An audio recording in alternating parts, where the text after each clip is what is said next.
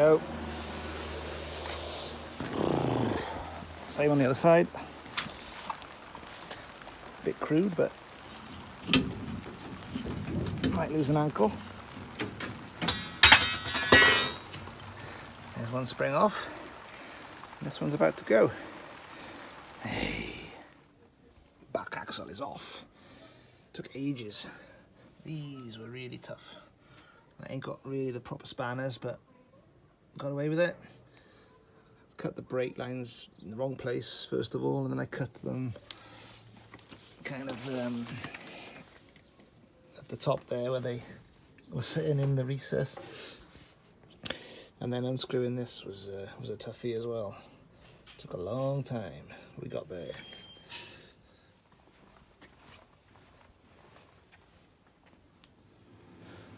A quick update. The front clip has gone away for sandblasting and powder coating. I blasted it with this and it was pretty pathetic. The nozzle kept jamming. Compressor should be powerful enough. The pressure was good, but I was getting about 5-6 seconds of blast and then it was clogging.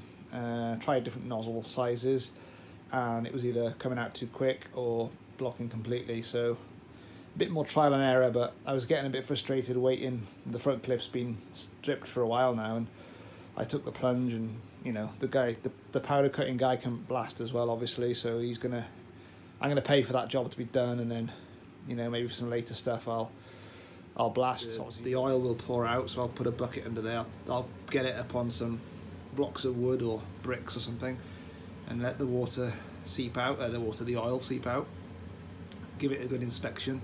I mean, it's looking pretty rusty there, isn't it?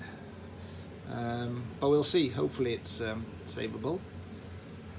Otherwise we'll be on eBay and other places looking for a new axle. But yeah, obviously the brake pipes will have to all be done, and I think as well, being that it's off and it's going to be coated, all the bearings should be replaced while it's off. I don't know how to do that. I've been on the University of Cortinas on YouTube looking at various people's videos and so I'm just getting to grips with that and bearing pulling, etc.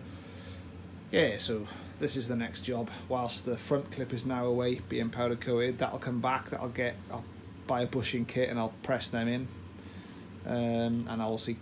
First job of this one will be to press out these ones here. I can do that tonight, and we'll try and get this off. It's been soaked in WD, the bolts. I'm going to be very careful, wire brushing all down first. I don't want to slip and any bolts, bolt heads being rounded, because then it's a nightmare to get them off if that happens. So we might have to, if they're not going to come, if the first or second bolt isn't going to come tonight, then I will WD them again, walk away and give them another couple of weeks, unfortunately, for it to soak in. It worked on getting these axles off the car.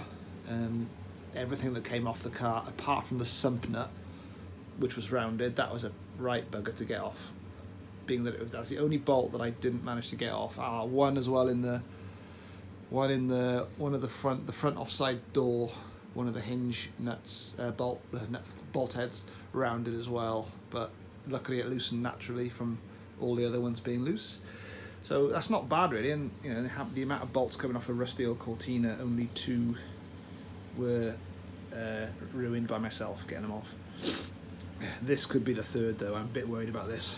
They don't look particularly healthy, do they?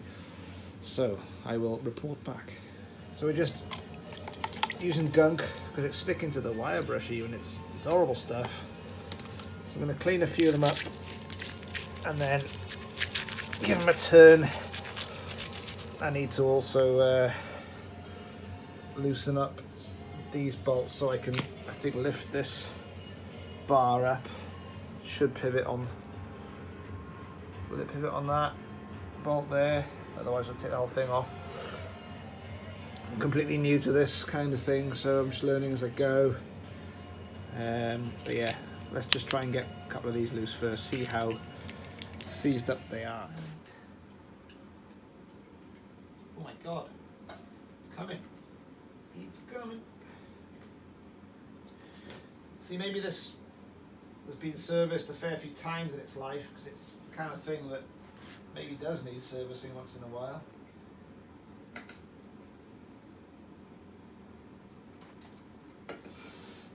Oh God. Lucky the pot was there, eh?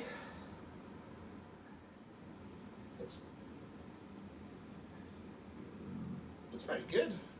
Maybe I won't even have to strip it down. I'm not sure how sandblasters would mask it all up. I'm sure they would maybe put that back on, but I don't know how that would be done to get the blasting around these parts, or they just won't do those parts with a blaster. They do them with a file or a sander or something. Right, once that's drained, the next step will be get the arms off, pull the bushings out, strip the brake pipes right off, and any other things that aren't going to be sandblasted and powder coated.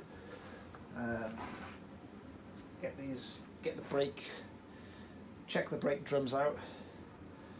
Guessing they'll have to have new drums. Take these off, strip it all down, get the handbrake cable off.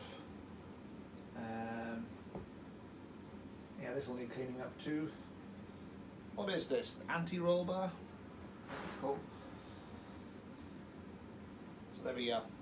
Success. How does that look, folks? To me that looks nice and shiny, full of oil, cleanish oil.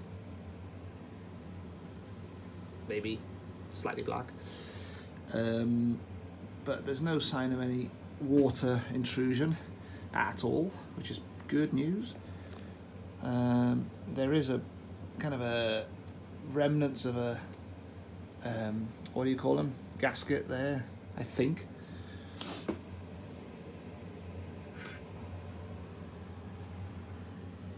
Or is it just some kind of residue? I don't know. But it came off really easy. So I don't know. Yeah, there's definitely a lip on that. Yeah, the gasket's kind of in there. It feels like paper, but it can't be paper, can it? It's some kind of, hopefully some silicon-based cover that's almost disappeared. But it's done its job. It's kept the water out. The car's been indoors during its storage. This has been outside for about 4 months, but under cover.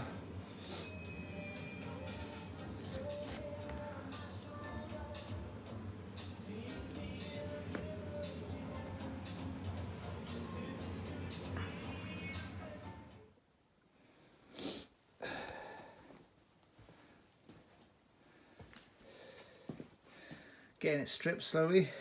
A few awkward bits, a few seized bolts, but we're getting there. Boppity-ba, boppity-ba, boppity-ba.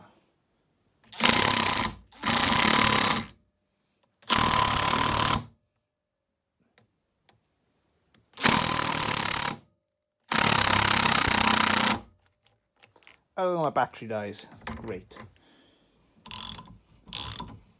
Manual away.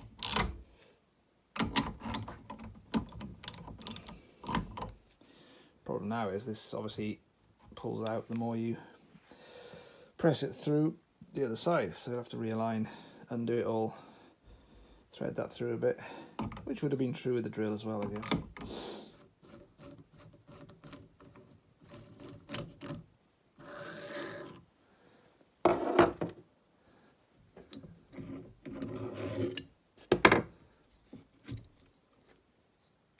Ta-da! There we go.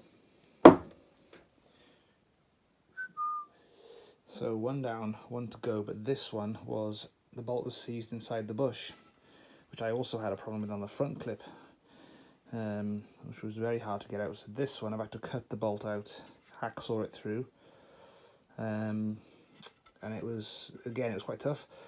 Of course now I can't use this tool because we have a an old bolt in the middle, so I'm going to try and punch it through with a punch and a hammer and see if that works.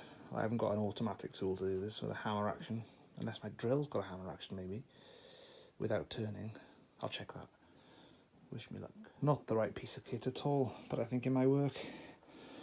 If we turn it onto hammer, drill a little pilot in the bolt, and then we can blast away and see what happens.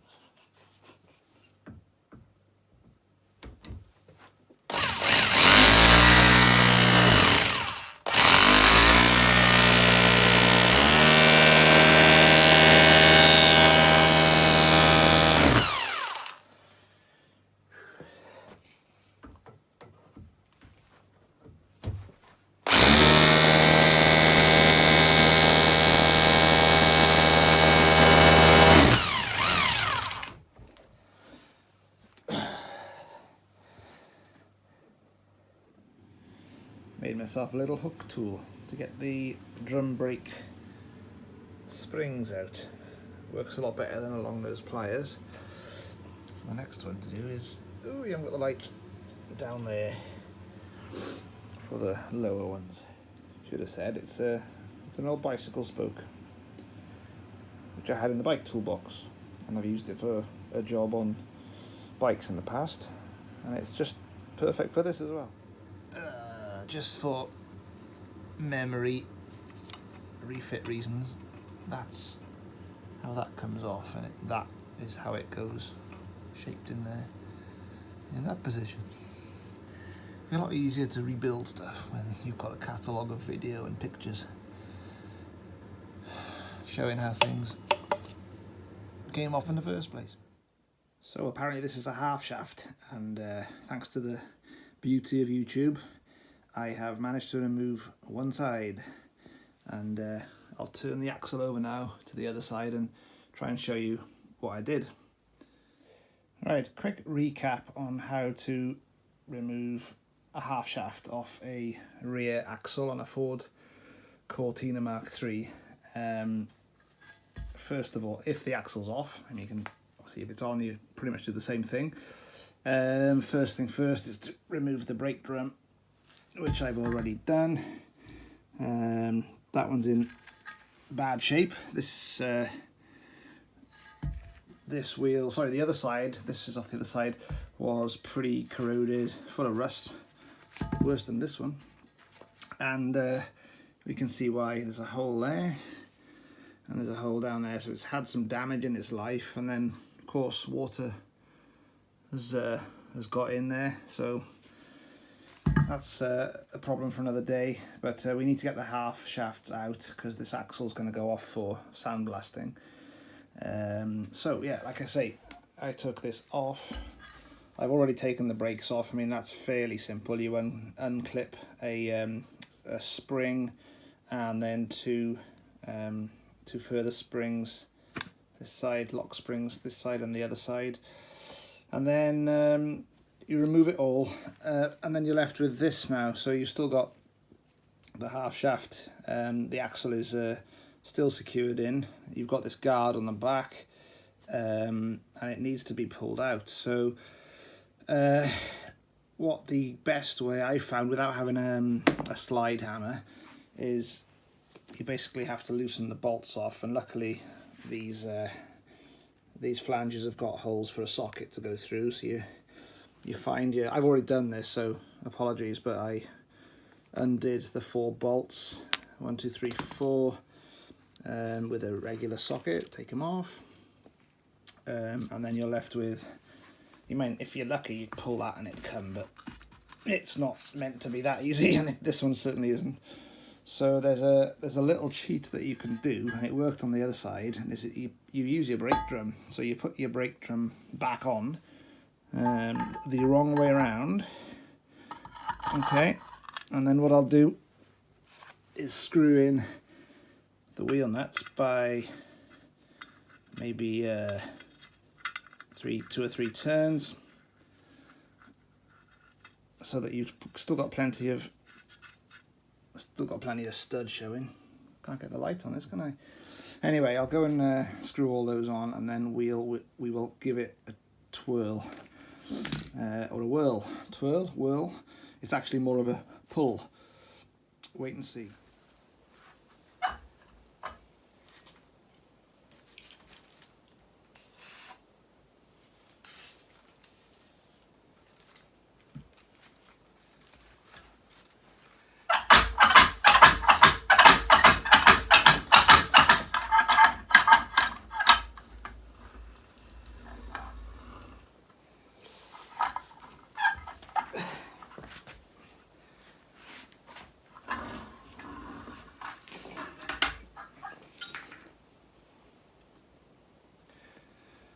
There we go.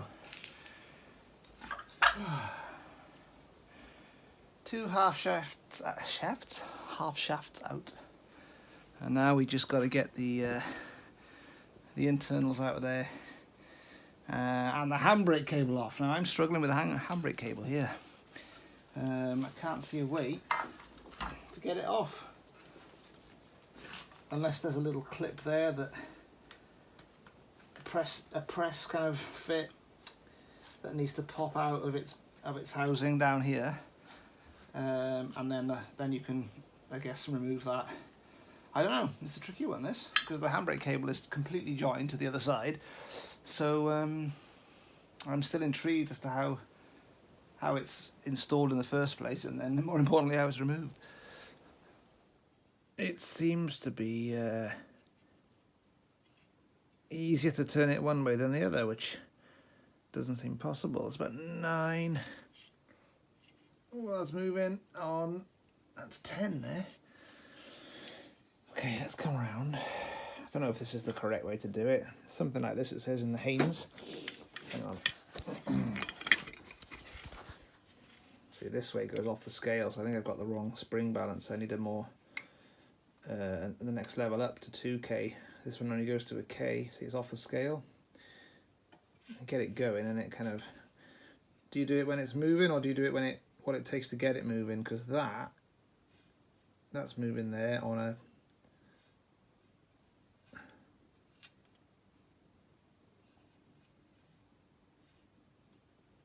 9, isn't it? On a 9. So it's about a 9. It's about a 9 to keep it moving whilst it's moving, but to get it to kind of start, it's over 10. I'll have to ask someone who actually knows which setting to go off. This was super tight. Super tight. Still is.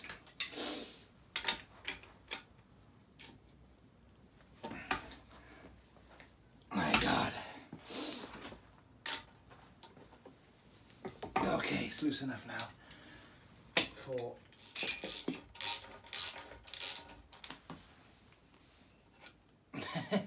we didn't need that. That just came off. Sorry, I'm a novice. I thought that was going to have to be prized off, but it's not affixed apart from the nut that we just got off before. Okay. Trying to get the guts out of the diff. Obviously you've got to be very careful in here because you don't want to damage the teeth or anything, but I found a little lip on the inside in there away from the teeth with the crowbar, and then pivoting it on this, just kind of like, I gave it a couple of bangs with a rubber mallet and then a bit of a force with my foot there and pressing down, and we've got it coming. So it wasn't as fused in as I thought, thank God, because that would have been an absolute pig to get out, I think, had it been, you know, more corroded and more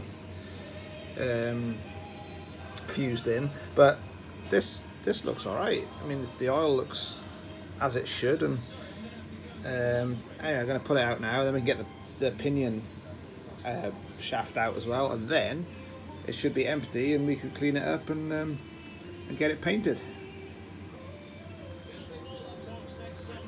If I can do this while I'm filming.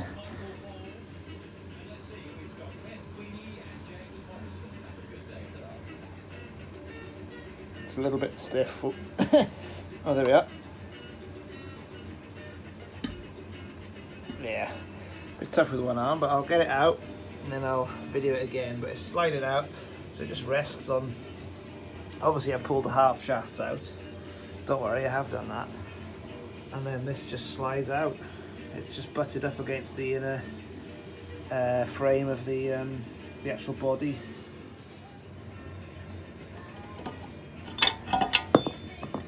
Ah!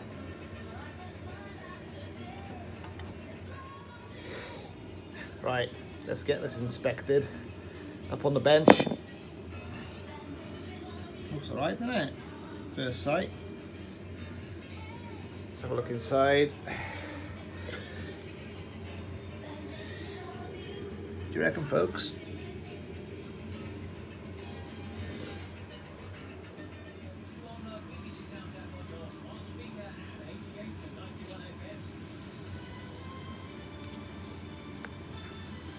That's going to need a tap from the other side. It's not coming.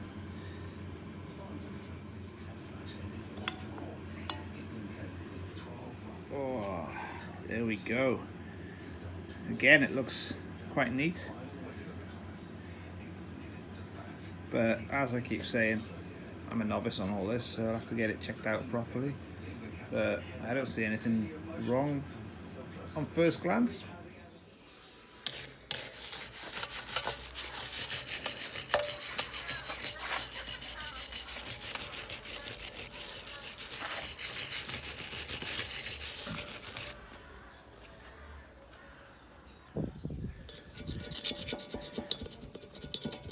Seems like a paper style gasket. Or was it the backing paper of a sticky rubber one? Silicone one. I'm not sure, but it's pretty hard bonded on. Just had some bits back from the powder coaters, the rear axle, the diff cover, and the whatever they are, the kind of parts of the brakes, aren't they? The brake guards, drum brake parts, and the rocker cover gasket and the cover for the timing belt. All in all, a fantastic job by Mid Wales Powder Coating. Really, really good. I mean, this has been outdoors for about 5 months and I thought it was finished, but when I stripped it down, it was good inside, and I mean, it's smooth. It's there's no real pitting on it at all, really. Well, you know, considering it's nearly 50 years old, it's more than blinking good enough for the build I'm doing. These are also looking pretty good. This has got some pitting, obviously, for where it is in the car. You know, gets a hammering, doesn't it? That's the inside. So there we go. I'd say that's a success. Just that the cover over there is has seen better days, really. Never mind.